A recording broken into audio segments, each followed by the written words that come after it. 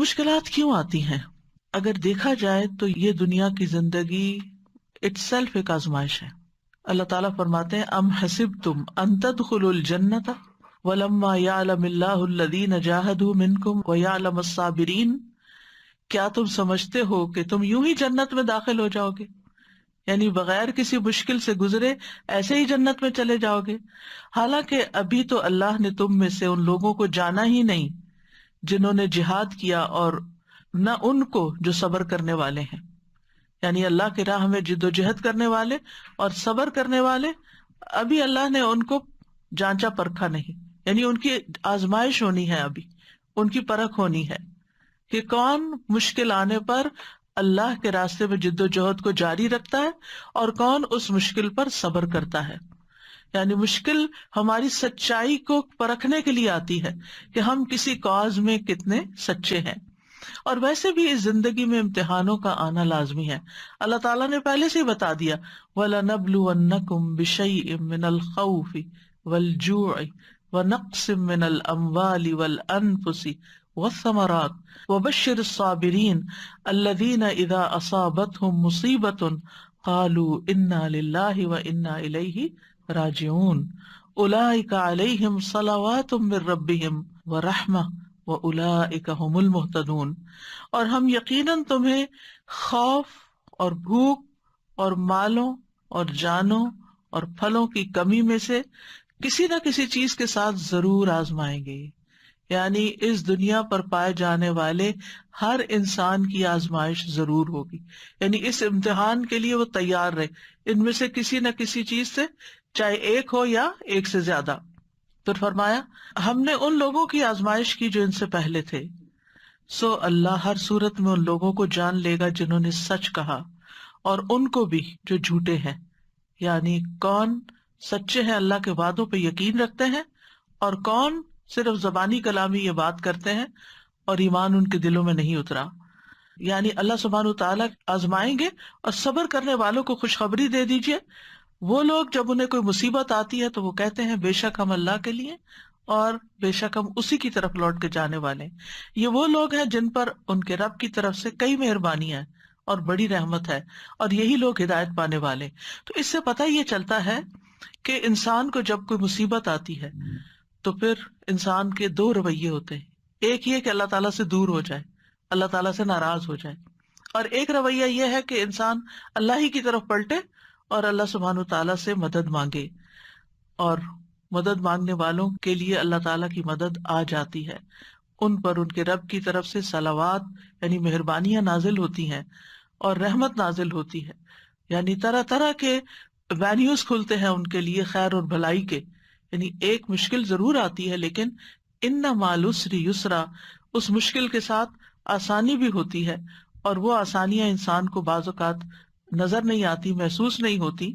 لیکن اگر انسان اللہ کا یہ وعدہ جان لے کہ یرید اللہ بکم اليسر ولا یرید بکم العسر، اللہ تعالیٰ تمہیں تنگ نہیں کرنا چاہتا، اللہ تعالیٰ دراصل تمہارے لیے آسانی چاہتا ہے، لیکن آسانی مشکل کے ساتھ آتی ہے.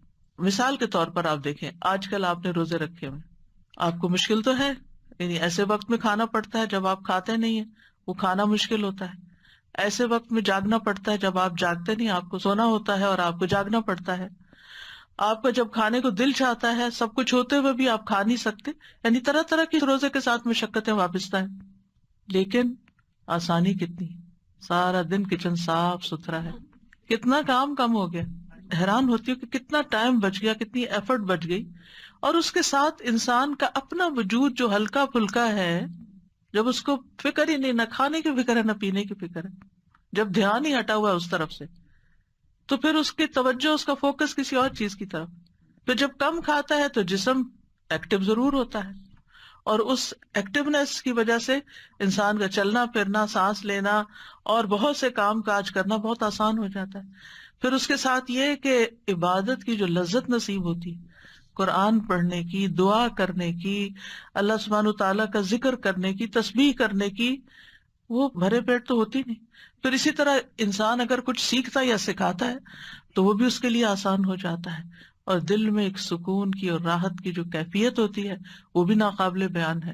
تو ایک آپ نے منہ ہی بند کیا نا، کھانا بھی نہیں چھوڑا ہے یا تھوڑی سی نیند قربان کی ہے، لیکن کتنی آسانیاں ہیں ساتھ اگر انسان ان کے اوپر غور کرے، ان کی طرف توجہ کرے. رسول اللہ صلی اللہ علیہ وسلم نے فرمایا تھا ان ھذا الدین یسر، یہ دین آسان ہے. یعنی ہم سمجھتے دین میں بہت مشکلات ہیں، لیکن جہاں جہاں ہمیں جس حکم پر عمل کرتے ہوئے مشکل پیش آتی ہے وہیں ساتھ آسانی بھی اللہ نے رکھی. اور اگر انسان اس حکم پر عمل نہیں کرتا تو بے شمار مشکلات اس کی زندگی میں پیدا ہو جاتی ہیں. اور فقہ میں ایک اصول ہے المشقۃ تجلب التیسیر، مشقت آسانی لاتی ہے، مشقت آسانی لاتی. ایک اور اینگل سے، فقہ کے اینگل سے، مثلاً آپ بیمار ہو گئے، اب آپ وضو نہیں کر سکتے، آپ بیٹھے بیٹھے وہیں ہاتھ مار کے اپنا تیمم کر لیتے ہیں، آسانی آ گئی نا. وضو میں ایک مشقت تو بہرحال ہے، لیکن آپ کے لیے مشقت آئی تو اللہ نے ساتھ ہی آسانی بھی دے دی. آپ کھڑے نہیں ہو سکتے، طویل قیام نہیں کر سکتے، آپ بیٹھ کے نماز پڑھیں، آپ اشاروں سے نماز پڑھیں، آپ سے سارے کام کاج چھوٹ گئے، آپ بس ریسٹ کریں، لیٹیں، سوئیں، آرام کریں. لوگ آپ کو پوچھتے نہیں تھے، اب ہر کوئی آپ کا حال پوچھ رہا ہے. یعنی ایک بیماری کے ساتھ کتنی ساری اور چیزیں آ گئی کہ جو آپ کی زندگی میں پہلے نہیں تھی. تو المشقت تجلب التیسیر، مشقت، مشکل، پریشانی، تکلیف اپنے ساتھ آسانی بھی لاتی ہے. یعنی جب یہ کہا جاتا ہے نا دین آسان ہے، تو اس کا یہ مطلب نہیں کہ دین جو ہے وہ صرف آسانیوں کا مجموعہ ہے. مطلب یہ کہ اس کے جو احکامات ہیں ان پر چل کر انسان کو آسانی ملتی. اللہ کا وعدہ ہے فَأَمَّا مَنْ أَعْطَى وَاتَّقَى وَصَدَّقَ بِالْحُسْنَى فَسَنُيَسِّرُهُ لِلْيُسْرَى. اس کے برعکس وَأَمَّا مَنْ بَخِلَ وَاسْتَغْنَى وَكَذَّبَ بِالْحُسْنَى فَسَنُيَسِّرُهُ لِلْعُسْرَى. تو تنگی کس طرف سے ملی اور آسانی کس طرف سے ملی؟ بس جس نے دیا، یعنی اللہ کے راستے میں دیا اور لوگوں کو آسانی دی، یعنی جو دینے والا ہاتھ ہے، دینے والا دل ہے، جو خرچ کرنے والا ہے. تو جس نے دیا اور اس نے تقویٰ بھی اختیار کیا، یعنی صرف خالص اللہ کے لیے دیا، صرف اللہ ہی کے لیے کیا جو کچھ کیا، اور اس نے بھلائی کو سچ مانا، ہر خیر کی بات جو اللہ کی طرف سے آئی اس پر یقین کر لیا، تو ہم اس کو آسان راستے کی سہولت دیں گے، اس کے لیے آسانیاں پیدا کر دیں گے. یعنی جس مشکل میں وہ ہے اس مشکل کو ختم کر دیں گے. اس کے برعکس جس نے بخل کیا، یعنی جو وہ دے رہا تھا اس کو روک لیا. بخل کیا ہے؟ دینے کا اپوزٹ. چاہے مال ہو، چاہے علم ہو، چاہے لوگوں کو مشورہ دینا ہو، چاہے لوگوں کی کاؤنسلنگ کرنی ہو، چاہے کسی کے ساتھ کسی بھی قسم کی بھلائی کرنی ہو، کسی طرح کی مدد، خدمت، کچھ بھی. تو جو اپنے ان نیکیوں کو روک لیتا ہے، اما من بخلا واستغنی، اور بے پرواہ رہا، کسی کی پرواہ نہیں، بس میری جان پہ مشکل آئی ہے، صرف مجھے اپنی فکر ہے، اب میں سب سے بری ذمہ. یعنی بعض اوقات ایسا ہوتا ہے نا جب انسان کے دن اچھے ہوتے ہیں تو وہ پھر دینے والا بھی ہوتا ہے، لیکن ذرا سے اگر مال میں کوئی کمی ہوئی تو پھر انسان پہلی چیز کیا سوچتا ہے؟ ہاتھ روکنے لگتا ہے. اور بعض اوقات اتنا ہاتھ روک لیتا ہے کہ اپنے سے بھی روک لیتا ہے، اپنے اوپر بھی خرچ نہیں کرتا، اور بے پرواہ رہا. یعنی کیفیت اس کی ایسی ہوئی کہ اس کو نہ دین کی پرواہ، نہ دنیا کی، نہ آخرت کی، اور بھلائی کو جھٹلا دیا. ہم اس کو سخت راستے کے لیے سہولت دیں گے، یعنی اس کے لیے زندگی اور مشکل کرتے چلے جائیں گے. آسانی اور مشکل صرف دنیا کی نہیں بلکہ دنیا اور آخرت دونوں کی ہے. بعض اوقات انسان بخل کرتا ہے، بعض اوقات انسان لوگوں کی پرواہ نہیں کرتا، دین کے احکامات کی پرواہ نہیں کرتا، اللہ کے حکم کی پرواہ نہیں کرتا، اور بھلائی کی تصدیق نہیں کرتا، پھر بھی اس کے لیے دنیا میں بہت کچھ ہوتا ہے. تو وہ چند دن کی بات ہوتی ہے، پھر سب کچھ اس سے لے لیا جاتا ہے. پھر جب قبر میں جاتا ہے تو قبر تنگ کر دی جاتی ہے. فَسَنُيَسِّرُهُ لِلْعُسْرَى، قبر کی تنگی ہوتی ہے. حشر کے دن اٹھے گا تو وہاں کی تنگیاں ہوں گی، پھر اس کے لیے تنگی ہی تنگی ہے آگے. اور ویسے بھی آپ دیکھیں بخیل وہی ہوتا ہے جس کا دل گھٹا ہوا ہوتا ہے نا. اور اس سے بدترین کیفیت کیا ہو سکتی ہے کہ کسی کا دل ہی گھٹا ہوا ہو، کسی کا دل ہی چھوٹا ہو، کسی کا دل ہی خوف کا شکار رہتا ہو، کسی کا دل ہی بخل کا شکار رہتا ہو اور جبن کا شکار رہتا ہو. یہ ساری دل یا سینے کی کنسٹرکشن ہے کہ جس میں انسان کسی وقت خوش ہی نہیں ہوتا، اس کو ایک تکلیف اور ایک پریشانی ہر وقت لگی رہتی. جو دینے والا ہوتا ہے، جس کا ہاتھ کھلا ہوتا ہے نا، جس کی ہتھیلی کھلتی ہے اس کا دل بھی کھلتا ہے، اس کو شرح صدر بھی ہوتا ہے. جو بانٹتا ہے اس کو ملتا ہے، جو دیتا ہے اس کے لیے وسعتیں پیدا ہو جاتی ہیں. یہ اللہ تعالیٰ کا وعدہ ہے. تو انسان کے مقابلے میں دینے والا بننا، اللہ کے مقابلے میں ڈرنے والا تقوی والا بننا، اور حق کے مقابلے میں اعتراف کرنے والا بننا، یہ آسانیاں لاتا ہے۔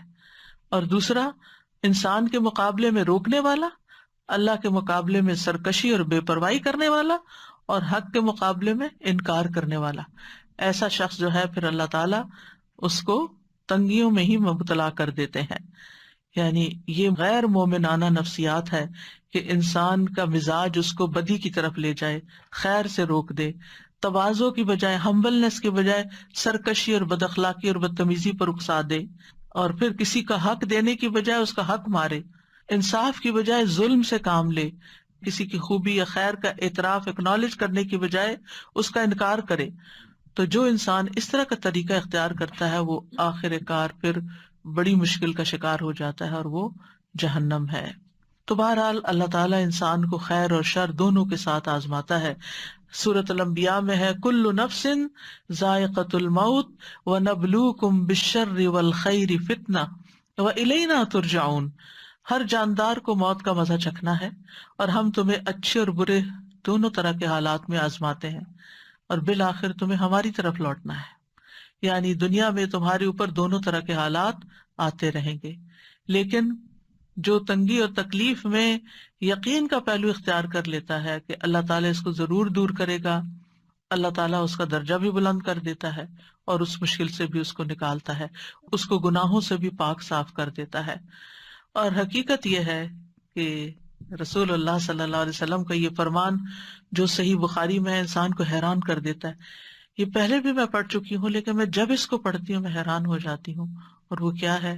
مَن یرد اللہ بہ خیرا یصب منہ، اللہ جس کے ساتھ بھلائی کا ارادہ کرتا ہے اسے مصیبت میں مبتلا کر دیتا ہے۔ اللہ جس کے ساتھ بھلائی کا ارادہ کرتا، اگر ہمیں کوئی مشکل پیش آتی ہے تو ہم کیا سمجھتے ہیں، یا کسی کے اوپر کوئی مشکل آتی ہے تو لوگ کیا سمجھنے لگتے ہیں؟ کوئی گناہ کیا ہوگا نا، کوئی غلطی کی ہوگی نا، اور اس کو گلٹ میں مبتلا کرتے ہیں۔ لیکن یہاں پر کیا بتایا جا رہا ہے، اور صحیح بخاری کی صحیح روایت ہے کہ اللہ تعالیٰ اسے کسی مصیبت میں مبتلا کر دیتے ہیں جس کے ساتھ اللہ بھلائی کا ارادہ کرتا ہے۔ تو اگر ہماری زندگی میں کوئی چھوٹی مصیبت ہے یا کوئی بڑی مصیبت ہے تو آپ سمجھے کہ اللہ سبحانہ وتعالیٰ ہمیں اپنے لیے اور خالص کرنا چاہتا ہے، اور مہذب بنانا چاہتا ہے، اور سنوارنا چاہتا ہے، جنت کے قابل بنانا چاہتا ہے، کیونکہ جنت میں غیر مہذب لوگ نہیں ہوں گے، وہ نہیں ہوں گے جن سے اللہ ناراض ہے یا جن سے اللہ خوش نہیں۔ تو یہ اللہ کی بندے سے محبت کی نشانی ہوتی ہے۔ یعنی جب آپ کو کوئی تکلیف ہو تو اس وقت پریشان ہونے کے بجائے مسکرانا شروع کر دیں، اور سوچیں اچھا اللہ تعالیٰ یہ آپ کی محبت ہے، میں اس پہ راضی ہوں، رضیت باللہ ربا وبالاسلام دینا وبمحمد النبی۔ لیکن ہمیں ہمارے دین کے معاملے میں کسی آزمائش میں نہ ڈالنا۔ حضرت انس کہتے ہیں نبی صلی اللہ علیہ وسلم نے فرمایا زیادہ ثواب بڑی آزمائش کے ساتھ ہوتا ہے، زیادہ ثواب بڑی آزمائش کے ساتھ۔ جب اللہ کسی قوم سے محبت کرتا ہے تو انہیں آزمائش میں مبتلا کرتا ہے، پس جو راضی ہو جائے اس کے لیے رضا ہے، اور جو ناراض ہو اس کے لیے ناراضگی مقدر ہو جاتی ہے۔ انبیاء تمام مخلوق سے زیادہ اللہ کے قریب ہوتے ہیں، اللہ کے پیارے ہوتے ہیں، وہ اللہ کے دین کی خاطر مشکلات اٹھاتے ہیں، جانی مالی اولاد کی طرف سے، قوم کی طرف سے، اپنے پیاروں کی ہر طرف سے، لیکن ان کی زندگی میں جو تکلیف اور آزمائش آتی ہے وہ اللہ کی ناراضگی کی وجہ سے نہیں ہوتی، ان کے درجات کی بلندی کی وجہ سے ہوتی ہے۔